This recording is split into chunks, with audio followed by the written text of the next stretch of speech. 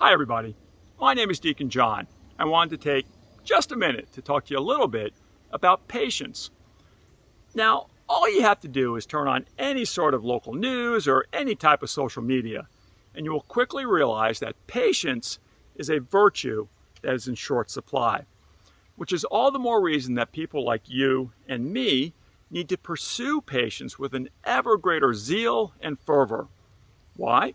Simply because the world around us needs patience. Now, the Catholic Church has always taught that patience exists in two basic senses. The first sense would be long-suffering. And these are the times when we deal with people that are around us, people that don't look at things the same way we do, or people who are just simply miserable and difficult to deal with. But that's okay, because we can deal with patience and long-suffering knowing that the Holy Spirit is at work within our hearts, molding us and shaping us and transforming us into the image and likeness of Jesus Christ. The other sense that the church uses patience is we talk about endurance. And endurance is when we deal patiently with the circumstances that are around us. Circumstances that just don't seem to make any sense. Circumstances that are beyond our control. And yet we can still deal patiently in these circumstances because, as it says in Romans 8:28, we know that all things work for good for those who love God and are called according to his purpose. So if we understand that we need to be pursuing and growing in this virtue of patience, the next question becomes, well, how do we do that? Well, the funniest story that I know along those lines comes from St. Francis de Sales, who is frankly one of my Catholic heroes, and his absolute classic of a book, Introduction to the Devout Life. St. Francis talks about a young woman who sought out the spiritual direction of St. Athanasius. And specifically, she went to see St. Athanasius about this exact title. How do we go about growing in patience?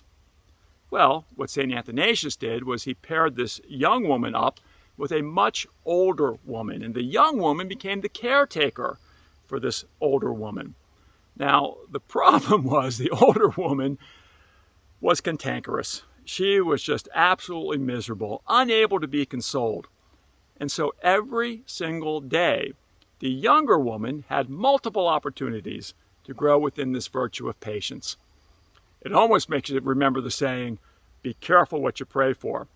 Now, the good news is that you and I don't have to go to such extremes to find ways to grow in patience. I mean, my goodness, the other day, I got stuck on top of Green Tree Hill trying to get into downtown Pittsburgh. The problem was it was 2 o'clock in the afternoon. There shouldn't have been any traffic. And right there was a perfect opportunity for me to grow in patience. But as I remember it, I didn't do that good of a job. But that's okay, because God is not done with me yet, just like God is not done with you yet. The last thing I want to say about patience is also from St. Francis de Sales, who said this: be patient in all circumstances and in all means, but mostly be patient with yourself. Never cease and never lose courage when considering your own imperfections, but instead work mightily to remedy them immediately, and begin this process anew every single day. You see, brothers and sisters, yes, we are called to have patience and long-suffering when we're dealing with people around us. Yes, we are called to have patience and endurance when we're dealing with circumstances.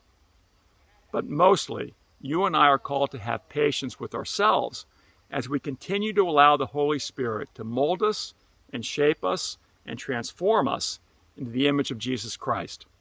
And as it says in Philippians 1:6, the God that we serve is faithful and true, and he will continue to do the good works that he has started with you unto completion.